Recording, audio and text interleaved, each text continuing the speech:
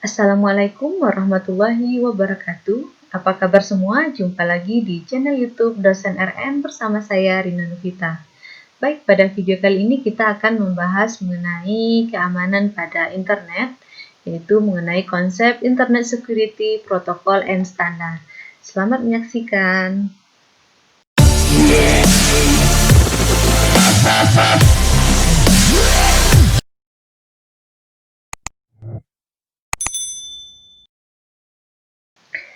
Baik, pada video kali ini kita akan melihat beberapa jenis keamanan pada jaringan internet. Ya, diantaranya ada Secure Email and SMIME, kemudian ada SSL dan TSL, ada HTTPS, kemudian ada IP versi 4 dan IP versi 6 Security. Langsung saja kita lihat satu persatu. Yang pertama adalah mengenai Secure Email and SMIME. Nah, email ya bisa disingkat dengan electronic mail ya, ini dikirimkan melalui jaringan. Sebuah surat elektronik yang dikirimkan melalui jaringan. Tentu mengharapkan ya email atau pesan yang kita kirimkan itu adalah pesan yang bisa terjaga keamanannya sampai kepada tangan si penerima pesan. Nah, email seiring dengan perkembangan teknologi dan informasi saat ini sangat banyak sekali dimanfaatkan di dalam berbagai bidang, terutama di dalam bidang perusahaan, ya, kemudian ketika kita mengirimkan tugas-tugas kuliah, promosi, dan segala macam.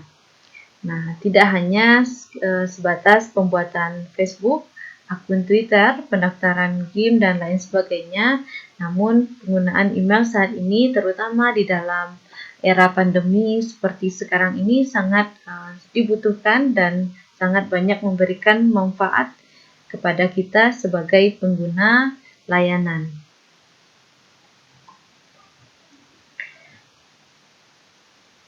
Nah, email ternyata juga perlu perhatian kita ya, terutama terkait dengan masalah keamanan. Beberapa kasus yang terjadi dalam peretasan email ini ya, terutama di tahun 2013 sampai 2014 telah menyerang ya salah satu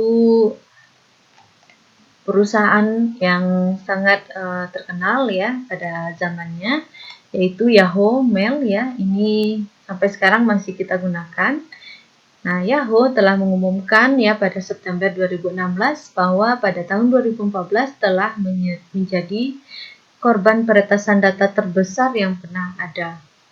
Nah, di mana ya para penyerang yang oleh perusahaan diyakini sebagai hacker yang disponsori oleh negara meretas data pengguna ya berupa nama asli, alamat email, tanggal lahir, dan nomor telepon dari 500 juta pengguna. Dan Yahoo mengklaim bahwa sebagian besar kata sandi dicuri dan dilindungi dengan hash. Nah, pada tahun 2016, tepatnya di bulan Desember, Yahoo juga mengungkapkan ya bahwa pelanggaran lain pada tahun 2013 ya dilakukan oleh penyerang yang berbeda yang membahayakan nama, tanggal lahir, alamat email, dan kata sandi, serta pertanyaan dan jawaban keamanan 1 miliar akun pengguna. Nah, Yahoo merevisi perkiraan itu pada Oktober 2017 untuk memasukkan semua 3 miliar oleh akun penggunanya. Nah, perusahaan Yahoo ini akhirnya mengalami kerugian ya, terutama akibat dari penyerangan ini ya. Di mana pada saat itu Yahoo tengah melakukan proses akuisisi oleh Verizon yang akhirnya membayar 4,48 miliar US dollar untuk bisnis internet inti Yahoo. Pelanggaran itu menghancurkan nilai perusahaan. Akibat peretasan data itu, Yahoo digugat class action karena dianggap lalai melindungi data konsumen. Sehingga pada Oktober 2019, Yahoo mengumumkan mengalokasikan dana 1,65 triliun untuk ganti rugi kepada pengguna yang terdampak. Ya, satu pengguna akun ya yang terdampak diberikan uang pengganti sebesar 5 juta rupiah. Nah, ini dampak yang luar biasa dan merupakan contoh peretasan yang terbesar yang pernah ada. Nah, untuk email sendiri perlu kita lindungi dan kita akan melihat ada dua komponen proses pengiriman email ini. Yang pertama adalah Mail User Agent atau MUA, di mana MUA adalah komponen yang berhubungan langsung dengan pengguna. Mail User Agent ini menyusun isi header dan body email yang ingin dikirimkan. MUA biasanya merupakan program compose email. Program MUA atau Mail User Agent ini yang umum digunakan antara lain adalah pada program Unix ada ELM, ada Mail, ada Mailtool, ada MAS, ada Mood, ada Netscape Mail, Pin, dan sebagainya. Sedangkan pada Windows, kita bisa lihat ada Eudora, ada Microsoft Outlook, ada Netscape, Pegasus, ya, seperti Outlook, dan lain sebagainya. Kemudian komponen yang kedua adalah MTA, atau disingkat ya, Mail Transfer Agent. Nah, MTA ini lebih sering dikenal sebagai mail server, ya, di mana merupakan komponen yang melakukan pengiriman email. Contohnya SendMail, Gmail, Postfix, dan Exchange. Nah, jadi di dalam proses pengiriman email kita mengenal ada dua komponen, ada Mail User Agent, ini berhubungan langsung dengan pengguna. Kita menemui ya ada header, ada body. Nah, kemudian kepada siapa akan kita kirimkan. Kemudian kalau MTA atau Mail Transfer Agent ini adalah server ya di mana kita melakukan pengiriman email. Nah, untuk struktur email yang ada dua. Yang pertama ada header email dan yang kedua adalah body email. Header email ini berisi tentang informasi pengirim, penerima, tujuan email, serta informasi dari mail transfer agent yang dilalui saat melakukan pengiriman. Sedangkan body email berisi tentang pesan email tersebut. Serangan-serangan yang mungkin terjadi pada email adalah yang pertama adanya penyadapan. Nah, potensi penyadapan berada di setiap titik mail transfer agent yang dilaluinya untuk sampai ke tujuan dan biasanya karena email yang dikirimkan bersifat terbuka, jadi dapat dengan mudah dibaca dengan jelas oleh si penyadap. Nah, untuk proteksinya kita bisa melakukan enkripsi terhadap isi email. Nah, serangan yang kedua terhadap email bisa berupa pemalsuan. Nah, membuat email palsu dengan merubah header dan mengirimkannya langsung dari mail transfer agent atau saat menyadap email isinya diubah terlebih dahulu sebelum dilanjutkan ke tujuan. Namun, aktivitas pengiriman tercatat pada berkas log. Bagaimana cara pelindungan terhadap pemalsuan ini? Bisa kita dengan memeriksa header email dan menelusuri digital signature. Kemudian serangan yang ketiga bisa berupa penyusupan virus. Ini merupakan akibat kecerobohan user yang tidak waspada. Isi email tidak diperiksa karena firewall tidak bekerja pada layer aplikasi dan cenderung langsung attachment untuk kenyamanan pengguna. Dan proteksinya kita bisa dengan menggunakan antivirus yang terupdate, tidak mengizinkan email klien menjalankan aplikasi, tidak membuka attachment dari pengirim yang tidak jelas, serta melakukan pemeriksaan virus di layar mail server. Kemudian ada serangan keamanan yang berikutnya, spamming. Spamming ini merupakan pengiriman email secara sembarang atau acak yang biasanya merupakan promosi dan tidak terfilter oleh virus karena pesan email terbaca sebagai email normal. Hal ini membuat server bertambah pintar terhadap bentuk spam dan memasang antivirus. Ya, kita bisa menggunakan proteksinya melaporkan spam ke server sebagai data sampah untuk server. Berikutnya adalah mail bomb.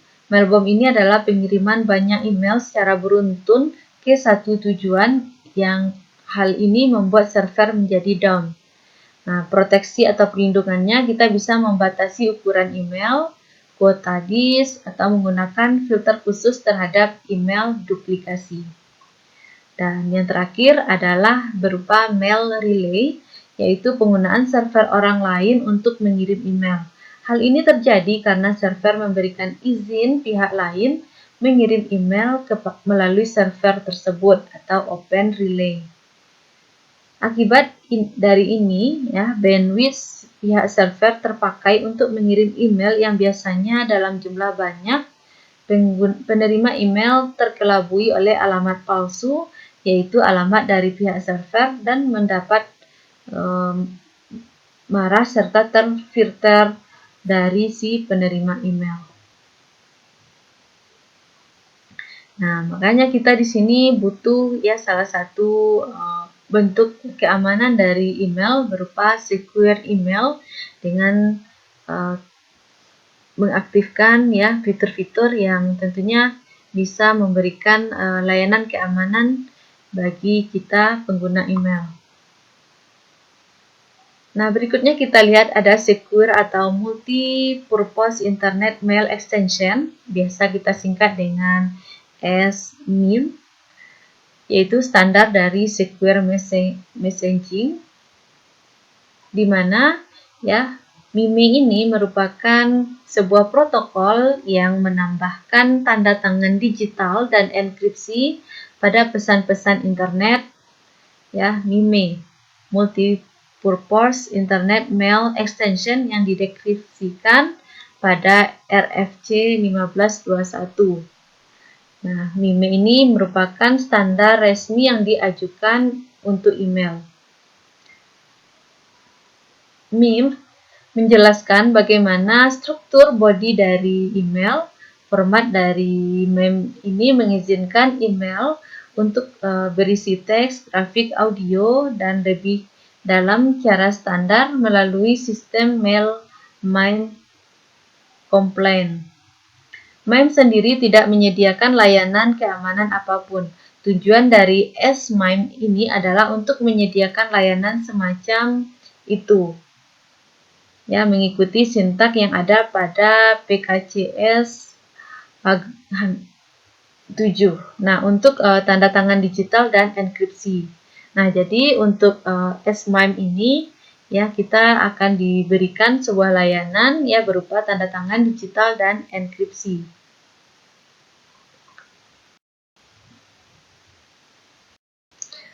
SMIME ini menggunakan teknik kriptografi kunci publik yang bersifat centralized. Artinya, sertifikat yang mengikat kunci publik pada nama seseorang harus ditandatangani secara digital oleh CA atau Certificate Authority. Sertifikat Authority sendiri harus disahkan oleh Regional Authority yang juga harus disahkan oleh root.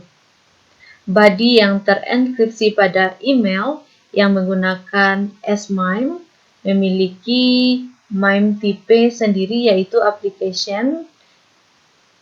Sementara tanda tangan digital pada SMIME sama seperti tanda tangan digital pada umumnya, yaitu merupakan hasil enkripsi hash dari pesan dengan menggunakan kunci privat pengirim.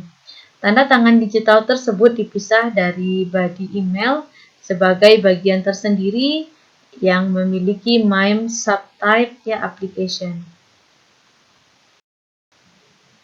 Nah, berikut ini adalah langkah-langkah autentikasi email melalui tanda tangan digital SMIME. Nah, yang pertama adalah pihak yang berwenang dalam hal sertifikasi publik, contohnya misalnya VeriSign atau Global Signs, menerbitkan sertifikat digital bagi alamat email tersebut. Kemudian, email yang dikirimkan melalui alamat yang telah disertifikasi akan dibubuhkan tanda tangan digital dengan kunci privat. Tanda tangan digital ini menyediakan sebuah cara untuk membuktikan keabsahan alamat email pada isian form. Dan berikutnya, penerima email yang dilengkapi dengan fitur S-MIME memvalidasi tanda tangan digital tersebut. Jika tanda tangan tersebut valid, alamat email pada isian form dinyatakan sah dan penerima dapat mempercayai isi email tersebut. Nah, keuntungan dengan menggunakan tanda tangan digital S-MIME ini adalah yang pertama, tidak membutuhkan instalasi tambahan. Kemudian yang kedua, alamat form tidak mungkin dapat disamarkan karena selalu dilakukan validasi tanda tangan digital. Kemudian yang ketiga, user harus terdaftar dan memiliki sertifikat authority untuk bisa mengirim phishing email. Akan tetapi, hal tersebut tidak dapat bermanfaat karena identitas dapat dilacak dan diaudit sehingga mudah dituntut di pengadilan. Kemudian, terakhir email dari perusahaan legitimasi dapat dengan mudah diidentifikasi oleh pihak endorse. Nah, inilah 4 keuntungan kita menggunakan teknik S-MIME, yaitu dengan menumbuhkan tanda tangan digital. Sedangkan kerugiannya adalah yang pertama, tidak semua email klien mendukung teknologi S-MIME. Kemudian, terdapat kemungkinan bahwa penerima email tidak memeriksa sertifikat revocation status. Dan yang ketiga, teknik ini menuntut biaya yang cukup tinggi bagi pengguna. Dan yang terakhir, harus ada informasi tentang tanda tangan digital pada gateway dari pihak pengirim dan penerima. Nah, inilah 4 kerugian dari teknik S-MIME ini. Nah, berikutnya kita lihat yang kedua, ada istilah SSL, Secure Socket Layer, dan TSL, Transport Layer Security. Nah, SSL ya merupakan suatu protokol yang diciptakan oleh Netscape untuk memastikan keamanan di dalam bertransaksi di internet antara web server dan browser dari klien.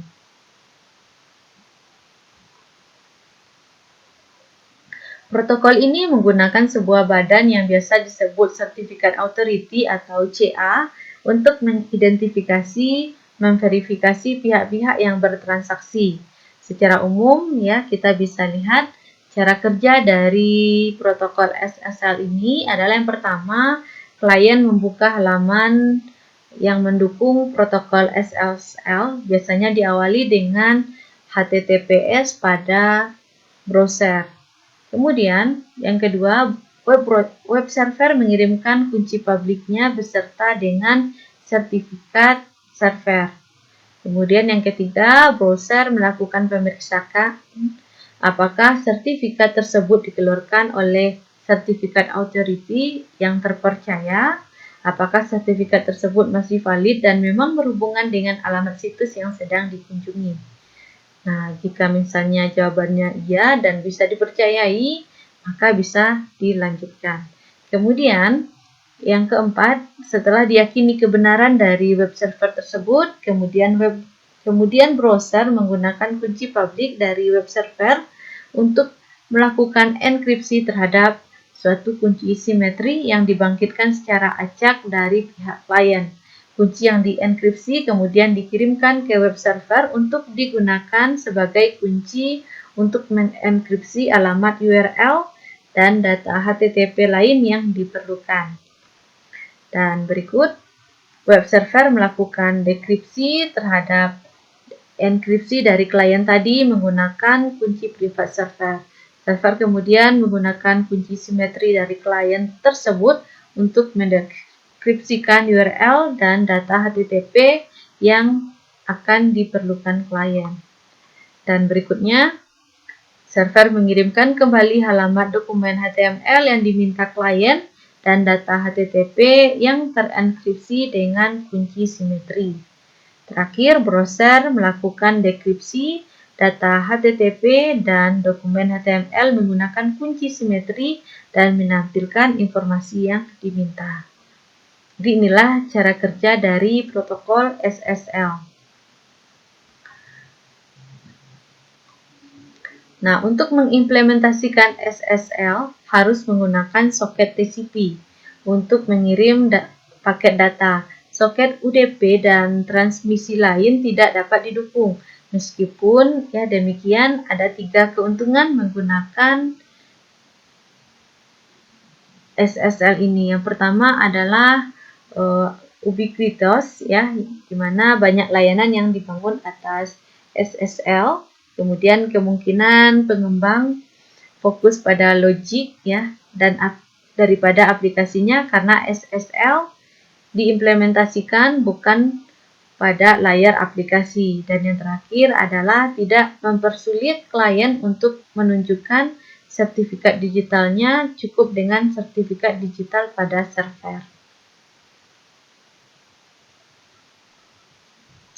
Sertifikat pada protokol SSL ya melakukan beberapa pertukaran informasi antara lain klien dan server ketika klien pertama kali terhubung dengan server. Proses ini disebut dengan SSL handshake ya, meskipun ada variasi dari proses tersebut, namun secara umum ya bahwa aliran dari proses SSL ini atau Secure Socket Layer ini adalah sebagai berikut. Yang pertama, kita bisa atau klien memulai koneksi ke server dan memberitahu cipher switch yang didukung oleh klien. Nah, server merespon dengan cipher switch yang didukung. Kemudian server mengirimkan klien sertifikat yang terenkripsi untuk memverifikasi identitas server. Dan berikutnya, server memberikan kunci untuk mendeskripsikan sertifikat. Kemudian klien menyelesaikan pertukaran kunci dan bertukar informasi ke server. Dan berdasarkan kunci dan algoritma yang digunakan, klien memutuskan cipher switch yang digunakan. Dan terakhir, server memberikan keputusan ya mengenai cipher switch yang digunakan.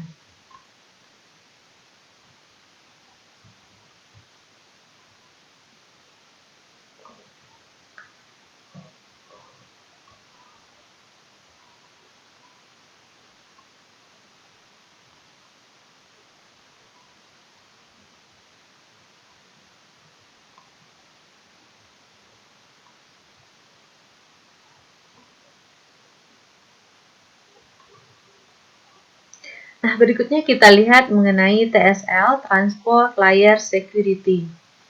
Nah, TSL ini merupakan pengembangan dari protokol SSL pertama kali dikembangkan oleh Netscape. SSL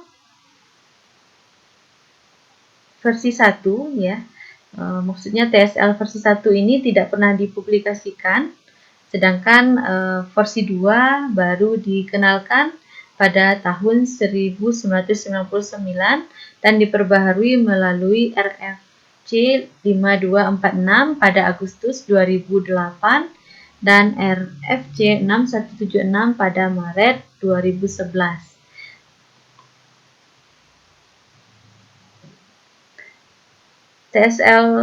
TLS ya atau Transport Layer Security ini terdiri dari 3 kriptografi, ada authentication, confidentiality, dan integrity. Protokol ini terdiri dari berbagai macam cipher untuk komunikasi yang aman. Authentication diperoleh dengan menggunakan asymmetric cipher seperti RSA, Diffie-Hellman, dan sebagainya. Confidentiality diperoleh dengan melakukan enkripsi simetrik dari plaintext melalui transfer jaringan. Sedangkan ya secara umum simetrik cipher yang kuat diimplementasikan di TSL seperti AES, ya, DES, RJ4 dan sebagainya. Integrity diperoleh dengan menghitung message authentication code pada paket MD5 atau SHA secara keseluruhan. Semua proses ya, dilakukan secara sistematis.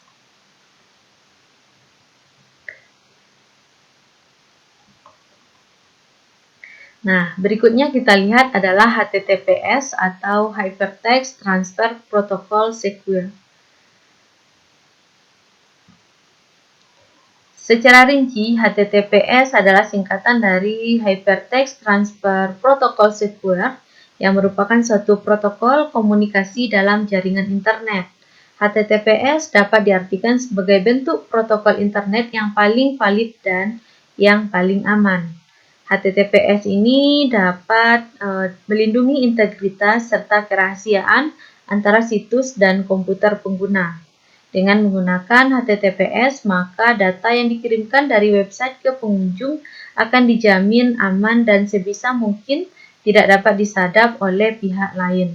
Selain itu, dengan menggunakan protokol HTTPS, orang lain juga akan sulit membajak isi dari data atau dokumen yang dikirim dari website ke pengunjung. Nah, dengan artian apa yang didapatkan dari sebuah website kemungkinan besar tidak dapat dibajak atau dicuri oleh orang lain. HTTPS memiliki arti yang sama dengan HTTP, akan tetapi HTTPS memiliki kelebihan dibandingkan dengan HTTP biasa, di mana HTTPS ini menggunakan Secure Socket Layer atau SSL atau Transport Layer Security TLS sebagai sublayer bawah lapisan aplikasi HTTP biasa. HTTPS dapat menjamin keamanan di sebuah server authentication peramban, yaitu memungkinkan pengguna memiliki keyakinan bahwa mereka sedang menuju kepada server yang aman. Nah, 3 lapisan yang terdapat pada keamanan HTTPS. Yang pertama adalah enkripsi, yaitu mengenkripsi data pertukaran untuk menjaga keamanannya dari penyadap. Artinya, saat pengguna menjelajahi situs web, tidak ada yang dapat menguping percakapan, melacak aktivitas di berbagai laman, atau mencuri informasi mereka. Kemudian ada integritas data, di mana data tidak dapat diubah atau dirusak selama transfer dengan sengaja atau tidak tanpa terdeteksi. Dan yang ketiga adalah authentication yang membuktikan bahwa pengguna berkomunikasi dengan situs web yang diinginkan. Hal tersebut melindungi dari serangan man in the middle dan serangan atau membangun kepercayaan pengguna yang dapat memberikan keuntungan lain untuk bisnis Anda. Nah, apakah HTTPS ini penting atau tidak? Ya, kita lihat dari segi bahwa ini adalah penting. Ya, HTTPS ini penting ya untuk sebuah blog karena akan memberikan suatu pengalaman yang lebih baik kepada pengguna dalam hal kevalidan informasi yang dibaca. Hal ini memang tidak banyak diketahui oleh orang awam, akan tetapi orang yang mempunyai keahlian teknologi pasti paham betul perkara ini. Kemudian HTTPS juga penting untuk sebuah website karena hal ini menunjukkan integritas dari website tersebut. Seperti seberapa pedulikah Anda melindungi lalu lintas internet pengunjung? Namun juga bukan berarti website yang tidak menggunakan HTTPS menyepelekan hal tersebut.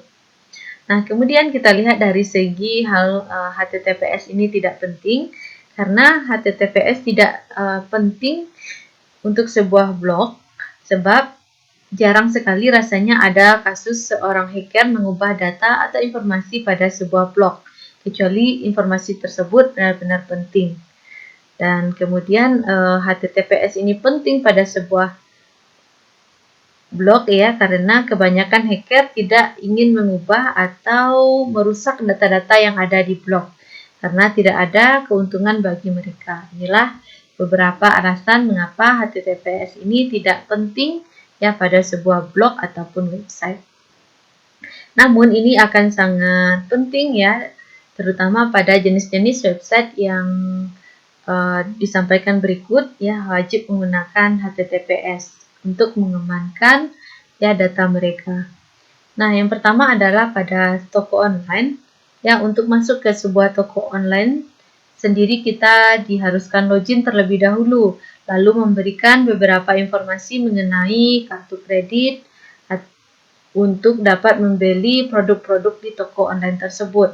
Oleh sebab itu, untuk menghindari pencurian data, toko online wajib menggunakan protokol HTTPS. Kemudian yang kedua adalah situs website perusahaan, di mana dalam situs perusahaan biasanya banyak menyimpan informasi-informasi kredibel yang ada sangkut pautannya dengan kelangsungan perusahaan tersebut. Nah, selain itu, situs perusahaan juga terkadang banyak menyimpan data-data kantor atau yang lainnya, sehingga situs perusahaan sangat penting menggunakan protokol HTTPS.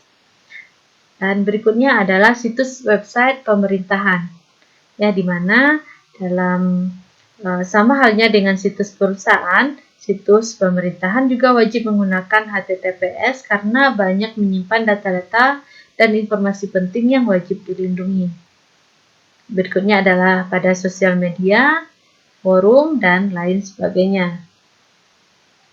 Nah, website-website ini wajib dilindungi menggunakan protokol HTTPS karena dalam website ini pemilik website akan berhubungan langsung kepada pelanggan. Dan berikutnya adalah kita akan melihat pelayanan atau pengamanan keamanan internet berikutnya dengan menggunakan IP versi 4 dan IP versi 6, di mana IP yang saat ini digunakan dalam jaringan dan internet. Yang pertama adalah IP versi 4.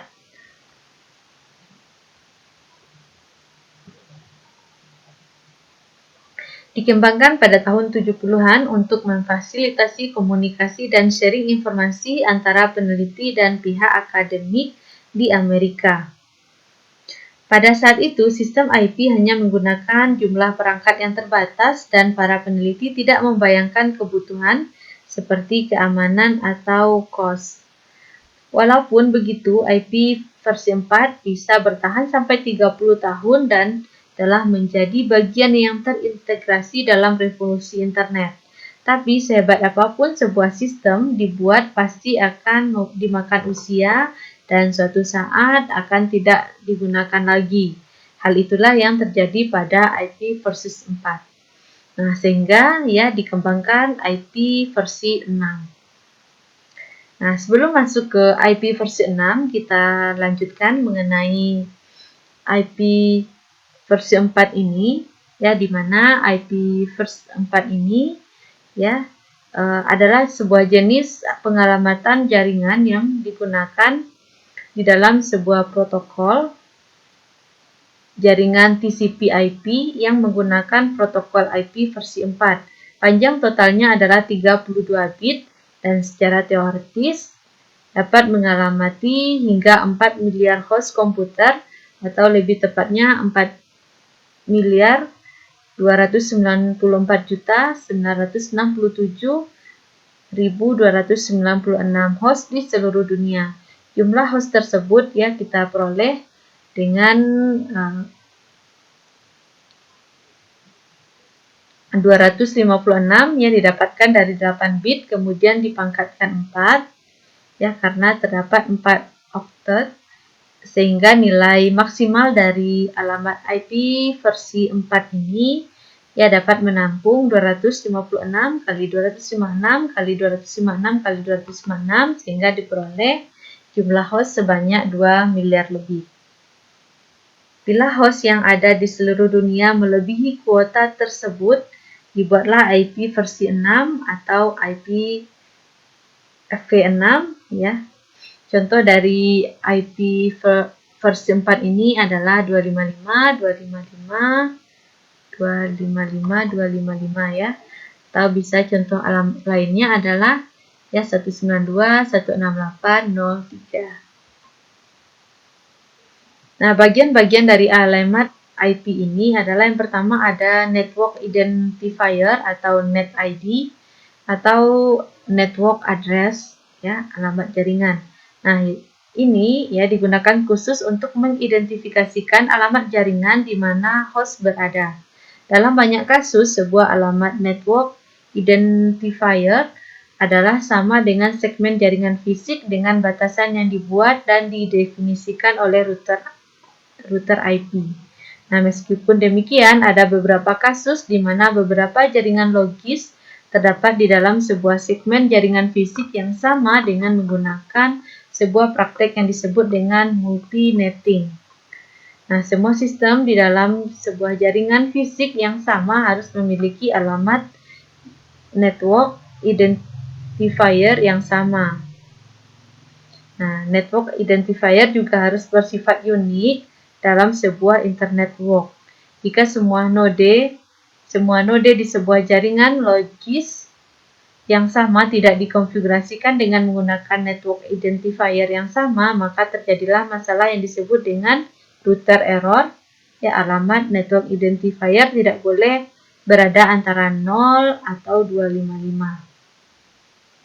Kemudian ada bagian host identifier atau host ID, atau biasa disebut dengan host address atau alamat host, di mana digunakan khusus untuk mengidentifikasikan alamat host, dapat berupa workstation, server, atau sistem lainnya yang berbasis teknologi TCP/IP di dalam jaringan. Nilai host identifier tidak boleh berada antara 0 atau 255. Nah, tidak boleh bernilai 0 atau 255 dan harus bersifat unik di dalam network identifier atau segmen jaringan di mana ia berada.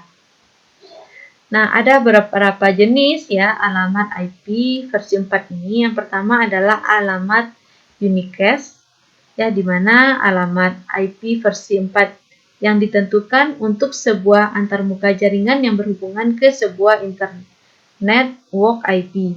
Alamat unicast digunakan dalam jaringan point-to-point atau one-to-one. Kemudian yang kedua adalah alamat broadcast, merupakan alamat IP versi 4 yang didesain agar proses oleh setiap node IP dalam segmen jaringan yang sama. Alamat broadcast digunakan dalam komunikasi one-to-one. Kemudian alamat yang ketiga adalah alamat multicast, merupakan alamat IP versi 4 yang didesain agar diproses oleh satu atau beberapa node dalam segmen jaringan yang sama atau berbeda. Alamat multicast digunakan dalam komunikasi one-to-many. Nah, ini kelas alamat yang bisa kita lihat. Yang pertama kelas A, ya, kelas A ini terdiri dari oktav pertama desimal 1 sampai 126, kelas B 128 sampai 191, kelas C 192 sampai 223, kelas D 224 sampai 239, kelas E 240 sampai 255. Kelas A digunakan ya alamat unicast untuk jaringan skala besar. Kelas B alamat unicast untuk jaringan skala menengah hingga besar. Kelas C alamat unicast untuk jaringan skala kecil. Kemudian kelas D ini alamat multicast, bukan alamat unicast. Kemudian kelas E ini direservasikan, umumnya digunakan sebagai alamat percobaan atau eksperimen dan bukan merupakan alamat unicast. Kelas A, ya, alamat kelas A diberikan untuk jaringan skala besar. Nomor urut bit tertinggi di dalam alamat IP kelas A selalu diset dengan nilai 0. 7 bit berikutnya untuk melengkapi oktet pertama akan membuat sebuah network identifier. 24 bit sisanya atau 3 oktet terakhir merepresentasikan host identifier.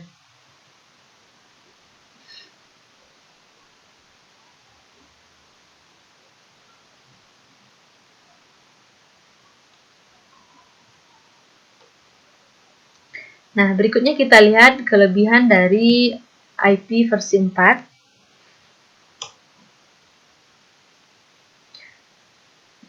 Nah, kelebihannya adalah ya, yang pertama adalah tidak mensyaratkan ukuran paket dari link layer dan harus bisa menyusun kembali paket berukuran 576 byte. Kemudian yang kedua, pengelolaan rute informasi yang tidak memerlukan seluruh 32 bit tersebut, melainkan cukup hanya bagian jaringannya saja, sehingga besar informasi rute yang disimpan di router menjadi lebih kecil. Setelah address jaringan diperoleh, maka organisasi tersebut dapat secara bebas memberikan address bagian host pada masing-masing hostnya. Sedangkan kekurangannya adalah panjang alamat 32 bit atau 4 bytes. Kemudian yang kedua, dikonfigurasi secara manual. Kemudian yang ketiga, dukungan terhadap IPsec opsional. Yang keempat, fragmentasi dilakukan oleh pengirim dan pada router, sehingga menurunkan kinerja pada router.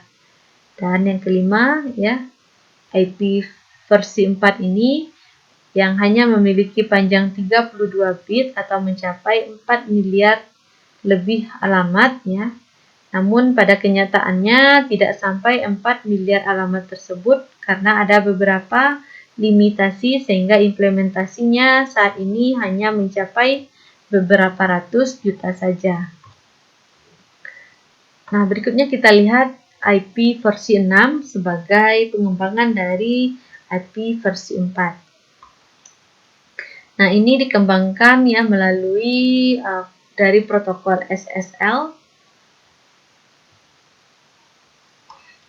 Nah, IP versi 6 ini ya merupakan protokol internet generasi baru yang menggantikan protokol versi sebelumnya. IP versi 6 dikembangkan oleh Internet Engineering Task Force. Ya, tujuan utama diciptakannya IP versi 6 karena keterbatasan ruang alamat di IP versi 4 yang hanya terdiri dari 32 bit. Internet versi protokol 6 ini ya merupakan versi lanjutan dari versi 4 ya yang dirancang untuk menjadi suatu langkah evolusioner dari IP versi 4. Ini merupakan suatu kenaikan alami ke IP versi 4.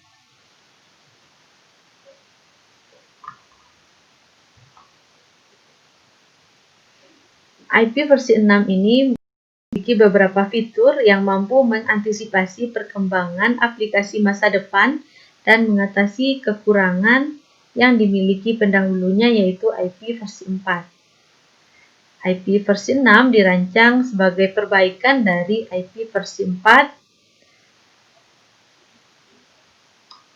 Nah, adapun beberapa kelebihan dari IP versi 6 ini, yang pertama, ruang alamat IP versi 6 lebih besar yaitu 128 bit. Kemudian pengalamatan multicast yaitu pengiriman pesan ke beberapa alamat dalam satu grup. Kemudian yang ketiga, stateless address authentication. Ya, IP versi 6 dapat membuat alamat sendiri tanpa bantuan DHC versi 6. Kemudian keamanan lebih bagus dengan adanya default security IPsec. Dan berikutnya adalah pengiriman paket yang lebih sederhana dan efisien, serta dukungan mobilitas dengan adanya mobile IP versi 6. Nah, berikutnya kita lihat yang terakhir perbandingan antara IP versi 4 dan IP versi 6. Ya. Nah, digambarkan di dalam tabel berikut. Yang pertama dari segi fitur. Ya, untuk fitur IP versi 4 ini jumlah alamatnya adalah 32 bit, sehingga jumlah alamat unik yang didukung terbatas hanya sekitar 4 miliar atau IP saja. Dan sedangkan pada IP versi 6 menggunakan 128 bit yang mendukung 3,4 ya IP yang lebih unik. Nah, tentu lebih banyak ya muatannya atau alamat IP yang bisa ditampung dengan menggunakan IP versi 6. Kemudian dari segi routing ya IP versi 4 Ini performa routing menurun seiring dengan membesarnya ukuran tabel routing. Penyebabnya pemeriksaan header MTU di setiap router dan hop switch. Sedangkan pada IP versi 6 dengan proses routing yang jauh lebih efisien dari pendahulunya, ya IP versi 6 memiliki kemampuan untuk mengelola tabel routing yang lebih besar. Kemudian secara mobilitas ya, IP versi 4 ini dukungan terhadap mobilitasnya terbatas oleh kemampuan roaming saat beralih dari satu jaringan ke jaringan yang lain. Sedangkan IP versi 6 memiliki atau memenuhi kebutuhan mobilitas tinggi melalui roaming dari satu jaringan ke jaringan lain dengan tetap terjaganya kelangsungan sambungan. Fitur ini mendukung perkembangan aplikasi-aplikasi. Berikutnya dari segi keamanan, IP versi 4 ini ya keamanan hanya sebagai tambahan saja, yaitu dengan menggunakan IPsec, header IPsec. Sedangkan header IPsec pada IP versi 6 ini adalah ya fitur wajib dalam standar implementasinya. Berikutnya dari segi ukuran header, IP versi 4 ukuran header dasar 20 oktet ditambah dengan ukuran header option yang dapat bervariasi. Sedangkan pada IP versi 6 ya ukuran header tetap 40 oktet. Sejumlah header pada IP versi 4 seperti identification, flex, fragment offset, header checksum, dan padding telah dimodifikasi. Berikutnya dari segi header checksum, ya pada IP versi 4 terdapat header checksum yang diperiksa oleh setiap switch atau perangkat lapis ketiga sehingga menambah delay. Sedangkan pada IP versi 6 ya proses checksum tidak dilakukan di tingkat header melainkan secara end-to-end. Header IPsec telah menjamin keamanan yang memadai. Berikutnya berdasarkan fragmentasi ya di mana pada IP 4 dilakukan di setiap hop yang memperlambat performa router. Proses menjadi lebih lama lagi ya apalagi ukuran paket data melampaui maksimum transmission unit. Paket dipecah-pecah sebelum disatukan kembali di tempat tujuan. Sedangkan IP versi 6 hanya dilakukan oleh host yang mengirimkan paket data saja. Di samping itu, terdapat fitur MTU Discovery yang menentukan fragmentasi yang lebih tepat menyesuaikan dengan nilai MTU terkecil yang terdapat dalam sebuah jaringan dari ujung ke ujung. Berikutnya dari segi configuration, IP versi 4 ketika sebuah host terhubung di sebuah jaringan, konfigurasi dilakukan secara manual. Sedangkan pada versi 6 dilakukan secara otomatis. Berikutnya dari segi kualitas layanan, ya IP versi 4 memakai mekanisme best effort untuk tanpa membedakan kebutuhan. Sedangkan pada versi 6 ya memakai mekanisme best level of effort yang memastikan kualitas layanan. Header traffic class menentukan prioritas pengiriman paket data berdasarkan kebutuhan akan kecepatan tinggi atau tingkat latensi tinggi. Nah, itulah beberapa perbedaan dari IP versi 4 dan versi 6. Nah, sekian materi kita pada hari ini, di mana kita sudah membahas 4 hal yang menjadi security pada layanan internet, mulai dari email secure, ya, kemudian ada SSL dan TSL, ada HTTPS, dan ada IP versi 4 dan IP versi 6. Semoga teman-teman yang menyimak video ini mendapatkan manfaat. Jika ada pertanyaan, silakan tulis di kolom komentar. Dan tentunya setelah menyimak video ini, teman-teman mampu menjawab pertanyaan ya terkait dengan jenis-jenis Internet Security Protocol and Standard yang ada. Silakan tulis jawabannya di kolom komentar. Terima kasih sudah menyimak video ini sampai habis. See you next video. Jangan lupa klik tombol like, isi komen, dan bagi yang bergabung klik subscribe dan hidupkan loncengnya. Thank you for watching. See you next video. Assalamualaikum warahmatullahi wabarakatuh.